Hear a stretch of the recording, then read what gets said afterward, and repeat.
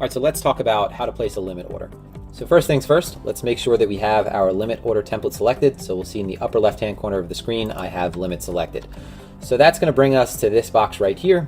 And if you remember from the basic trading concepts articles, the limit order is unique, not only in that we receive a market making rebate for providing the exchange with resting liquidity, we have to pick a limit price that we are willing to buy or sell at. So we're selecting a price in advance. We're not getting in immediately. So in this case, we are going to be selecting the contract quantity. So I've selected 10,000 contracts, and we are going to be choosing the price that we are willing to buy or sell at in advance. So if we're looking to buy, this price right here needs to be under the current market price. And if we're looking to sell, it needs to be above the current market price in order for it to execute as a limit order and not a market taking order. So what we'll do is we'll change this so that it allows us to buy a pullback. So if we see over here, the price is currently 8,811. Let's say that we want to get in $5 shy of that. We think the price is going to pull back slightly.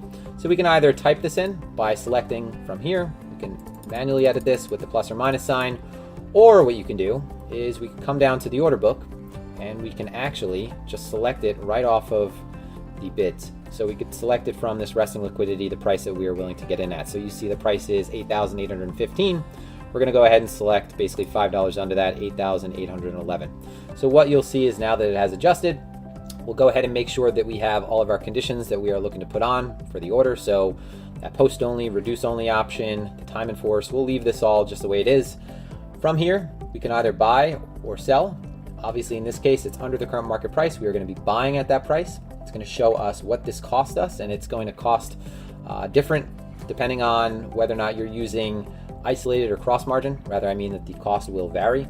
So we're going to go ahead and buy. And what this is going to do is it's going to bring us to this template right here, which is going to show us all of the relevant information for our trade.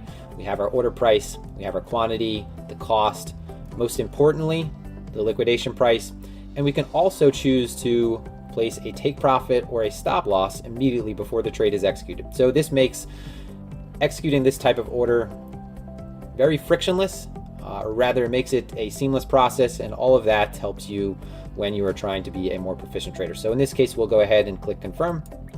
So right now our order is entered. It's currently sitting under the current market price, so it is not executed.